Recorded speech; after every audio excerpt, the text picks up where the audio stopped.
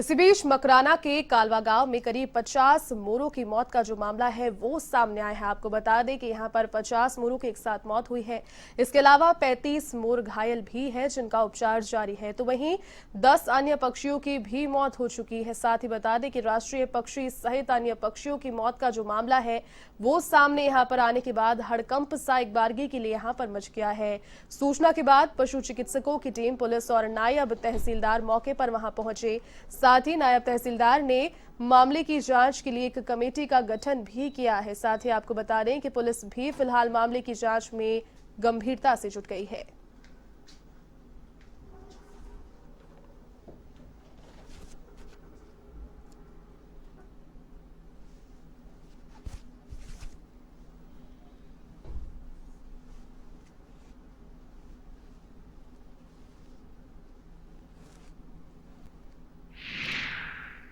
हमने सब मोरों को इकट्ठा किया।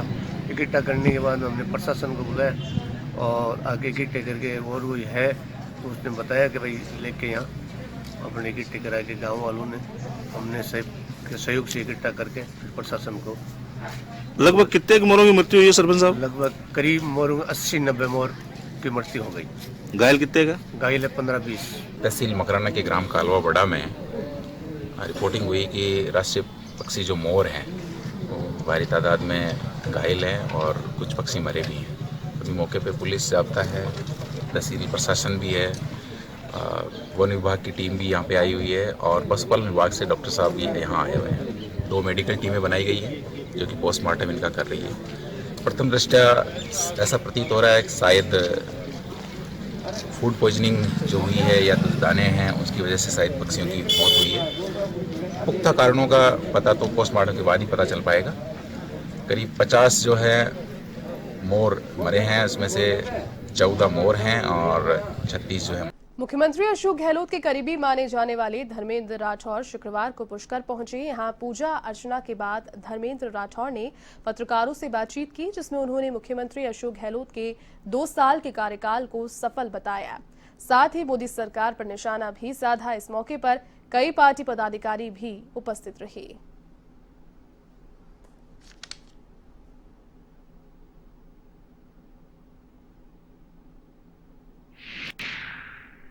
2020 न केवल राजस्थान के लिए, न केवल भारत के लिए, मैं ये कह सकता हूँ कि पूरी दुनिया को इस 2020 ने, जिसमें कोरोना जैसा वायरस ने जो दुनिया को हिला के रख दिया और बहुत से अपनों की जान चली गई,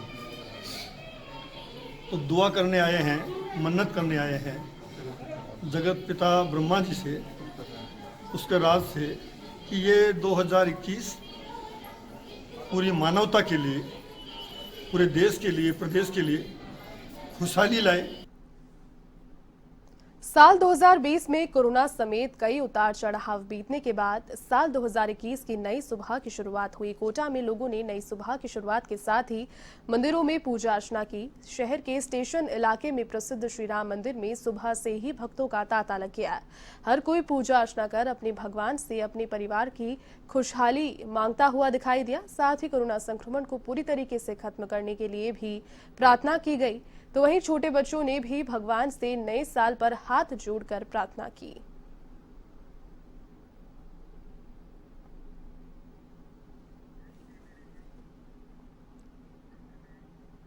पूर्व पीसीसी अध्यक्ष सरदार हरलाल सिंह की जयंती पर पीसीसी कार्यालय में पुष्पांजलि सभा का आयोजन हुआ। इस दौरान पूर्व पीसीसी अध्यक्ष डॉक्टर चंद्रभान, मुख्य सचेतक महेश जोशी, पूर्व उपाध्यक्ष अश्क अली टाक, मुमताज मसीह, पूर्व संगठन महासचिव महेश शर्मा, राजेश चौधरी, प्रशांत शर्मा सहित कई कांग्रेस नेताओं ने पुष्प अर्पित कर उन्हें श्रद्धांजलि दी।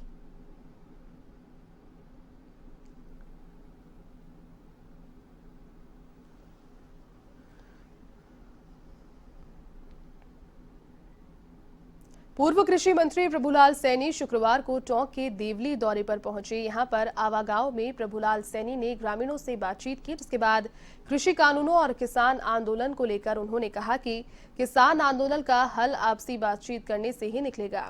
टकराव से किसी भी चीज का समाधान नहीं निकलता है। उन्होंने ये भी कहा कि किसान केंद्र सरकार के साथ में बातचीत में सहयोग करें। केंद्र सरकार उनकी मांगों पर जरूर सकारात्मक हल निकालेगी।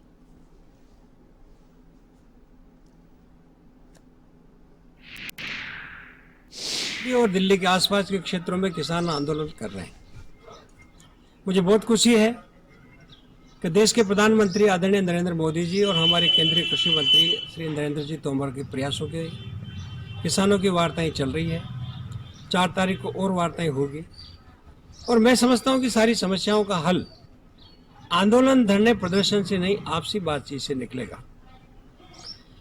अभी जैसा ज्ञात हुआ है कि 2 विषयों पर लगभग सहमति बनी हुई है। कुछ ऐसे विषय हो रहे हैं जिन पर सहमति बननी है। बीकानेर की नाल पुलिस ने अवैध शराब की तस्करी के खिलाफ बड़ी कार्रवाई की है। नाल एसएचओ विक्रम सिंह और साथ ही में उनकी टीम ने श्रीगंगानगर जैसलमेर बाईपास पर अवैध शराब से भरा एक ट्रक जब्त किया है। साथ ही बता दें कि शराब हरियाणा से लाई गई थी। पुलिस को ट्रक चालक के पास गेहूं की बिल्टी भी मिली है। फिलहाल पुलिस ने ट्रक चालक को गिरफ्तार कर लिया है और पूछताछ की जा रही है।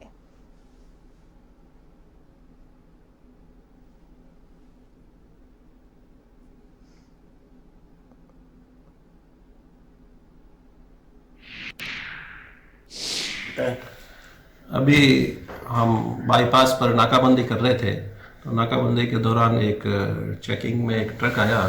ट्रक को चेक किया तो उसमें शराब भरी हुई थी, जिसको पकड़ के हम अभी थाने लेके आए हैं।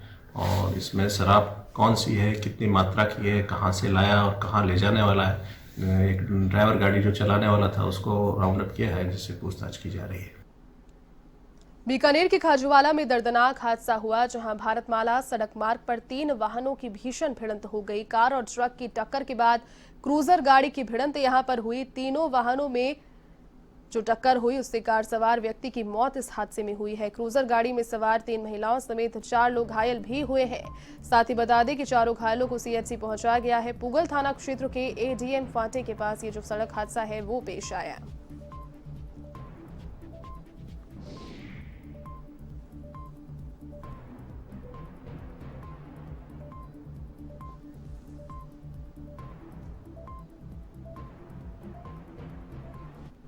अब खबर पाली के मारवाड़ जंक्शन से है, जहां पर बोरनाडी सरकारी स्कूल दानदाताओं के सहयोग से एक नए रंग रूप में नजर आने लगा है। शुक्रवार को स्कूल में समारोह का आयोजन किया गया, जिसमें दानदाताओं के सहयोग से बनाए गए कमरे स्कूल को भेंट किए गए। इस मौके पर जिला शिक्षा अधिकारी जगदीश चंद्र राठौड़ ने कहा कि मारवाड़ की धरा में दानदाताओं की कोई कमी नहीं है। उनके प्रयासों से ही क्षेत्र के विद्यालयों का निर्माण करवाया जा रहा है।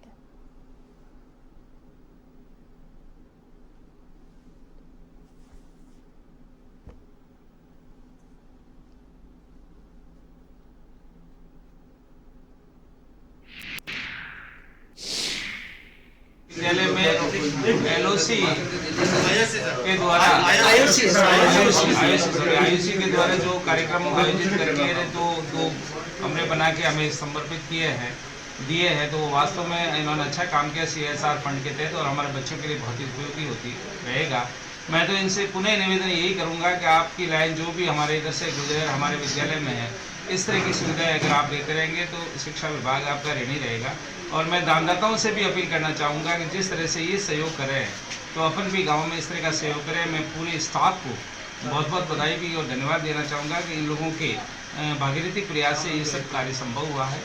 इनके लिए इनको बहुत बहुत प्रधानाचार्य समेत पूरे स्टाफ को और गाँव वालों को बहुत बहुत धन्यवाद। झालावाड़ के आवर में कृषि कानूनों का विरोध किया गया। साथ ही यहां पर विरोध प्रदर्शित करते हुए इन्हें निरस्त करने की मांग भी रखी गई। पगारिया में राष्ट्रीय किसान संगठन के बैनर तले किसानों ने पुलिस को राष्ट्रपति के नाम ज्ञापन सौंपा। राष्ट्रीय किसान संगठन के रामगोपाल व्यास ने बताया कि कृषि कानून किसानों के लिए हानिकारक है। इसमें दलाली और मनमानी होने की जो आशंका है वो जताई जा रही है। किसानों की फसल समर्थन मूल्य पर बिकना भी बंद हो सकता है।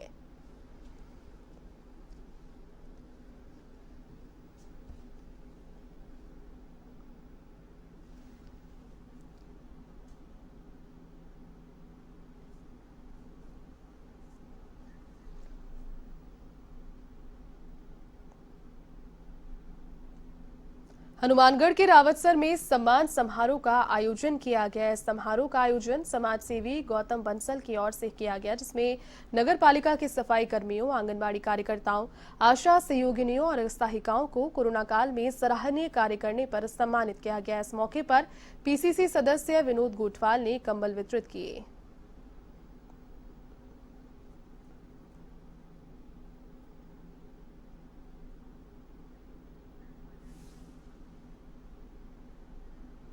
बांदीकुई क्षेत्रों में ई-मित्र संचालकों की मनमर्जी का मामला सामने आया है। दरअसल लोगों से ई-मित्र सेवाओं की दोगुनी राशि वसूल यहां पर की जा रही थी।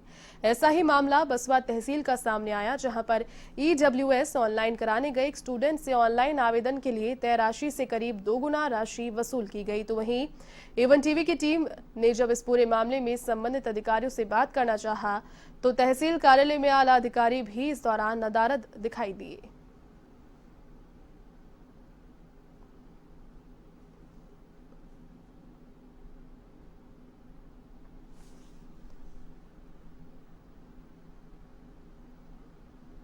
अब खबर है सीकर के लक्ष्मणगढ़ से, जहां नेहरू स्टेडियम के सामने क्रिकेट संघर्ष समिति के बैनर तले चल रहा धरना समाप्त हो गया। क्रिकेट प्रेमियों ने बताया कि भाजपा नेता अरुण चौधरी, जयप्रकाश सरावगी, ललित पवार के नेतृत्व में एसडीएम कुलराज मीणा के साथ वार्ता हुई, जिसमें पंडित जवाहरलाल नेहरू स्टेडियम में क्रिकेट मैदान बनाने पर सहमति बनी है। साथ ही अन्य समस्याओं के समाधान का आश्वासन मिलने के बाद क्रिकेट संघर्ष समिति की ओर से धरना समाप्त किया गया।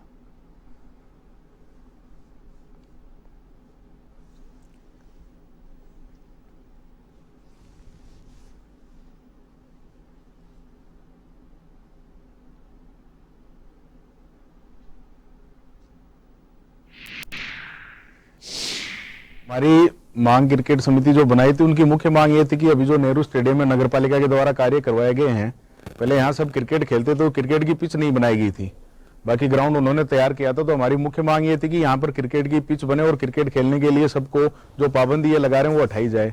उसी को लेकर पूरी संघर्ष समिति में हम सब एसडीएम साहब से मिले तो उन्होंने पूरा आश्वासन दिया है कि सबसे पहले आपकी यहाँ पिच तैयार की जाएगी और जो फुटबॉल के पोल लगे हुए हैं उनको रिमूवेबल करके लगाया जाएगा कि जब कभी फुटबॉल का मैच होगा तो लगा देंगे, बाकी क्रिकेट रेगुलर यहाँ खेलने वाले खेलते रहेंगे और कभी मैच होगा तो आप लोग परमिशन लेके यहाँ मैच भी करवाते रहें।